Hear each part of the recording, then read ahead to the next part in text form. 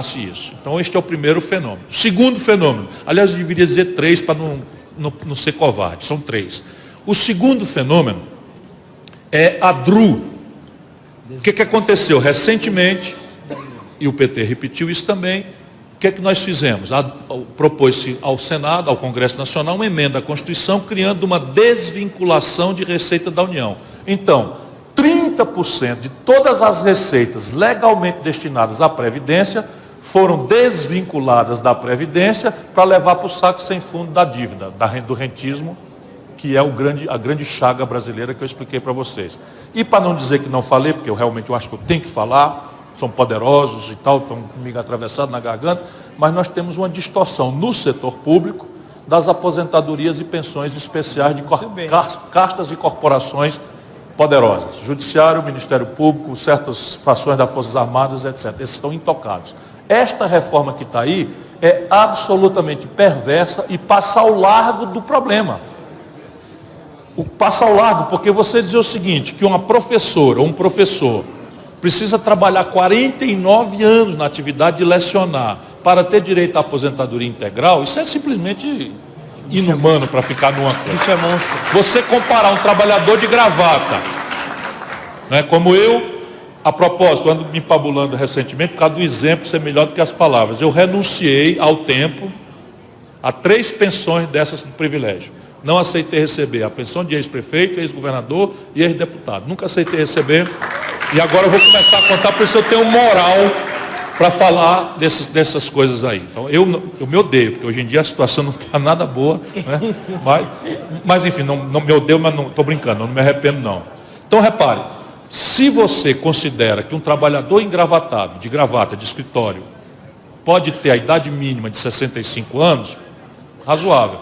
Mas isto vale para o trabalhador do semiárido, para um amazônida que pegou 3, 4 malárias ao longo da sua vida, que tem uma expectativa de vida inferior, para um operário da carvoaria do Santa Catarina no passado, que não tinha noção de insalubridade, etc, etc, não pode valer. Isso não é trivial, não pode ser assim. Não é fácil corrigir, não é fácil fazer essas distinções, mas é imperativo de justiça fazer. Luizinho, próximo. Companheiro 6 horas em ponto, conforme José Manuel. Eu paro. Tá? José Manuel e depois o professor Clayton. Zé Manuel, 3 minutos, Zé Manuel. 3 minutos. Primeiro, obrigado pela lucidez, pela clareza e pela coragem e assertividade que você tem. Primeira coisa. A logística brasileira é um caos.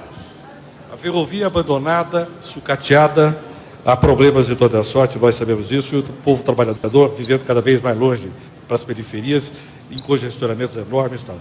Você vai ser o presidente da ferrovia, vai ser o presidente da logística, você vai dar um choque nisso? Isso que eu queria ouvir. Obrigado. Sim. Agora, a grande questão hoje do Brasil, ou diria, as grandes questões hoje do Brasil, derivam da nossa perplexidade ideológica. Nós, com Juscelino, tínhamos clareza. Quem deveria fazer, com Getúlio, com Juscelino, tínhamos clareza. Quem deveria fazer a infraestrutura correlata ao Brasil industrial moderno que nós pretendíamos, companheiro, silêncio, era o Estado Nacional Brasileiro, porque nem sequer o presidente Dutra. Quando passa entre São Paulo e Curitiba, se chama Regis Bittencourt. O que é que fazem o senhor Fernando Henrique? Privatiza o filé, maior intensidade de tráfego, e é a mesma rodovia que liga Teófilo Otoni a Governador Valadares e a Cabrobró, em Pernambuco. Está todo esburacado. Por quê? Porque por lá o tráfego não paga a privatização, que não se interessou por isso.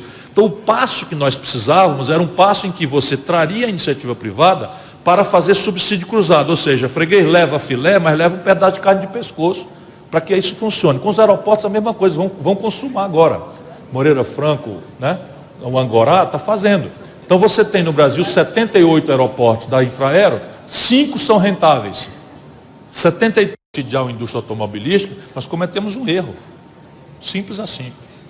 Mas na data não era tão grave. Hoje nós temos todo o eixo estratégico de produção no interior, o eixo logístico de cabotagem, 80% da população lindeira ao litoral, e a gente fazendo transporte rodoviário 4, 5 vezes mais caro do que o competidor internacional.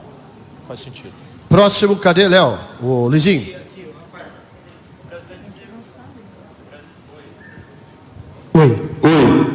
Oi, pegou aqui. Pegou. Oi. Presidente, o que eu quero perguntar é com relação ao saneamento. O nosso país elaborou, conseguiu muitas lutas, construir um plano para que 20 anos não tenha interesse nenhum, obviamente, como você acabou de falar. Então, dentro da ASEMAI, que é a Associação Municipal de Serviços Municipais, existe uma proposta sendo trabalhada, e aqui eu já lhe convido para participar do Congresso em Campinas, no mês de junho, que prevê a criação de um Fundo Nacional pelo Saneamento, assim como existe o SUS. E a gente queria o seu apoio e o seu debate nesse processo. Obrigado. Ora, sem dúvida nenhuma, meu caro deputado, essa é uma das questões muito modelares desse equívoco ideológico vendido como se fosse ciência boa. Vamos pegar o caso da SEDAI, que eu acabei me apaixonando, o Lupe pediu para eu entrar no assunto para dar uma força à nossa turma lá. Quando eu fui estudar, é negociata. Porque se você apurar o imobilizado, na SEDAI vale para qualquer lugar, aonde existe, que não é o mais grave. O mais grave é onde não existe. Então, se você apurar aonde existe saneamento e distribuição de água tratada, como é o caso do Rio de Janeiro, se você apurar o imobilizado secularmente, não tem uma empresa nacional ou multinacional que tope comprar, que pague. Então a negociata já está aí. No imobilizado, jamais ser remunerado. Segundo, no operacional, no caso brasileiro, como nós somos uma sociedade. Então você tem Manaus, por exemplo, que é uma cidade que eu ajudei a montar o sistema até de trazer uma empresa estrangeira, então uma francesa, Eau de France, não sei o que e tal, que o Eduardo Braga me pediu, mas foi montada uma estrutura na concessão de subsídio cruzado. Se você pura e simplesmente privatizar a operação, o que vai acontecer é que a Rocinha vai ficar sem manutenção, vai perder o seu sistema e São Conrado não vai ter, porque o vibrião da cola atravessa. Ok. Não, pelo contrário, nós precisamos ter clareza de que essa é uma responsabilidade pública, estatal, e que o Estado deve fazer isso acontecer pelo caminho do menor esforço. Eu não tenho nenhum preconceito. Então, criar um fundo é importantíssimo. Hoje, na verdade, sobra dinheiro para saneamento e falta projeto. Porque as restrições estão muito graves por pura prostração ideológica. Porque as exigibilidades de FGTS, etc., dão para fazer uma coisa muito maior do que nós temos hoje. Nós temos 50% dos domicílios. Eu, em Fortaleza, quando assumi, Fortaleza tinha 13% dos domicílios, eu entreguei com 70%. Fiz a maior obra de saneamento da história do Ceará. Próximo companheiro, 3 minutos, por favor. João Itajaí. Espera aí, é um só de cada vez. Pô, não. Professor, 3 minutos. Ok. Você me deu o microfone, eu não sabia. Sou professor da metade sul do Rio Grande do Sul, região Fumageira. E aí ele pergunta... Santa Cruz. Não, metade sul, Camaquã. Tá bom. Região de Camaquã. Lhe pergunto, como o senhor pretende fazer a valorização do profissional do magistério? Como pretende desenvolver a metade sul do Rio Grande do Sul? E como pretende tratar o nosso fumicultor, que hoje, muitas vezes é mal visto por essa política atual? E o companheiro quer saber do desemprego do Amazonas. Tá bom, obrigado. Obrigado. Não, é um de cada vez. Aí não funciona, não. A Zona Franca. Doutor, você é um de cada. Não existe mais Zona Franca, polo industrial de Manaus. Né? Bom, veja bem, o fumageiro, o agricultor, tem que ser apoiado, pura e simplesmente. Não faz nenhum sentido, o meu conceito moral, sanitário, de um ex-fumante que largou de fumar, que sabe que cigarro faz mal, você hostilizar o agricultor. Você vai fazer isso lá no processo industrial, gravando progressivamente, obrigando a cofinanciar consequências do tabagismo, etc. Mas apoiar o agricultor, para mim, é como se estivesse produzindo alface ou tomate. Para mim, não tem nenhum mistério nessa área. A metade sul do Rio Grande do Sul é a região que mais regrediu no Brasil, do ponto de vista mesorregional. E é uma coisa impressionante, em função de alguns fatores. A tradição da cultura extensiva do gado, começou a perder competitividade sistêmica e de arroz, etc., para o outro lado da fronteira, pelas assimetrias competitivas que eu já falei aqui. E é impressionante que ninguém cuidou disso. Enquanto isso, o eixo Caxias do Sul, Porto Alegre, explodiu o desenvolvimento industrial, agravando. Então, é muito amigo do Bernardo de Souza, de Pelotas, que é a capital ali da entrada da metade sul. E visitei ali, conheço tudo. Nós já tínhamos desenvolvido 2 arranjos produtivos que nos parecem ser potencialmente próprios. Reflorestamento, começamos a financiar os primeiros projetos, e citricultura, também que se deu muito bem os testes que nós fizemos lá. Nós temos um problema de água, onde não se suspeitava, apareceu um problema d'água, do abastecimento d'água no Rio Grande do Sul. Fiz lá 2 grandes barragens, a partir de Santa Maria para baixo. E a ideia também de cultura de frangos, né?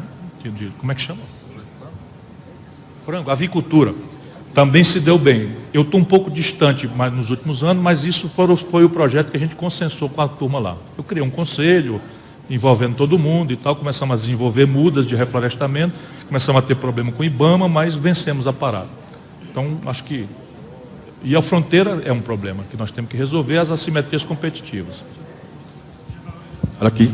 Magistério, na minha opinião, nós precisamos criar uma carreira de magistério, né, em que o governo federal, ciclicamente, por adesão voluntária, ofereça cursos de retreinamento, reciclagem e testes de suficiência, de maneira a compensar os melhores professores com prêmios proporcionais aos seus avanços progressivos. Acho que esse é o papel da União Federal em direção ao professorado dos municípios e dos estados.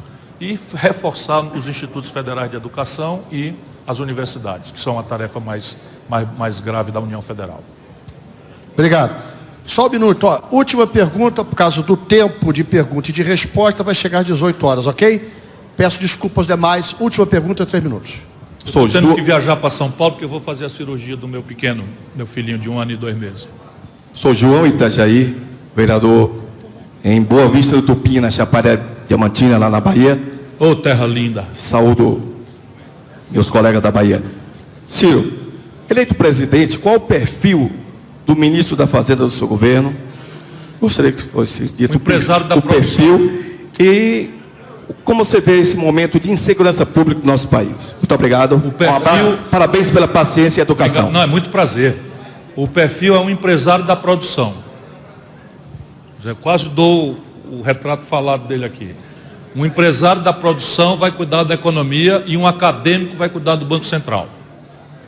Não quero ninguém de banco no meu governo, não entra, não vai entrar. E o Copom vai ter participação dos empresários e dos trabalhadores, como é o FED americano. Isso aí é uma coisa, é um desenho bastante claro. Acho que eu estou falando pela primeira vez em público assim, mas eu tenho pensado muito nisso e tal. A segurança pública no Brasil, hoje, tem 2 aspectos.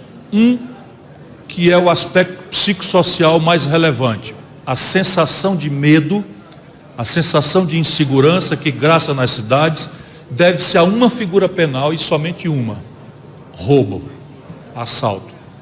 Homicídio já não é central, embora seja dramático, mas não é central nas preocupações, embora o roubo seja uma iminência de homicídio, né? Mas ele não se transforma. E o homicídio está se confinando nos bairros mais pobres, entre jovens e disputa de ponto de droga, etc, etc. Mas o roubo disseminou-se e espalhou na sociedade a sensação de medo, de impunidade, de ineficiência do setor público. Eu tenho consultado os especialistas sobre isso e é a figura penal mais difícil de ser combatida e prevenida. Porém, eu pretendo modernizar a legislação, pretendo desocupar as cadeias de usuário de droga. Sabe, o usuário de droga, para mim, é problema de saúde pública, não é de crime. Pretendo desocupar ao máximo as vagas, trocar as penas por serviços comunitários, etc, etc. E fazer um esforço federal, com Polícia Federal, Ministério Público Federal, Justiça Federal, considerando frações de crime organizado nas quadrilhas organizadas de assalto, de maneira a produzir exemplaridade, pouco importa local a local onde esteja acontecendo o problema. Para ver se tentar, pela exemplaridade, produzir uma sensação correta de segurança. Isso é, nós estamos tentando no Ceará, nós estamos tendo êxito extraordinário em enfrentamento de homicídio, mas roubo, já fizemos de tudo. Alugamos carro particular, descaracterizado, com um policial com um relógio de ouro, botando de baixo para atrair, com outro policial atrás, funcionando. Enfim, não funciona, é uma coisa impressionante. Tenta uma coisa, tenta outra, tenta outra. O homicídio já caiu 37%, mas o roubo está praticamente do mesmo jeito. Companheiros, eu queria agradecer, pedir desculpas, mas o combinado não é caro. Pera aí, gente, nada de invadir. Só uma coisinha. Vai ter um filme, o Ciro vai se despedir, vamos ter um filme muito interessante. É a história da vida do Brizola. E quem puder assistir, está à disposição. Muito obrigado e desculpe um pouco a minha rigidez, mas é meu papel.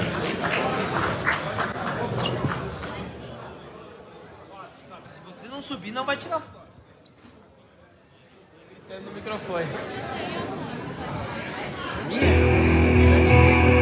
Tirar uma foto com você. Oi.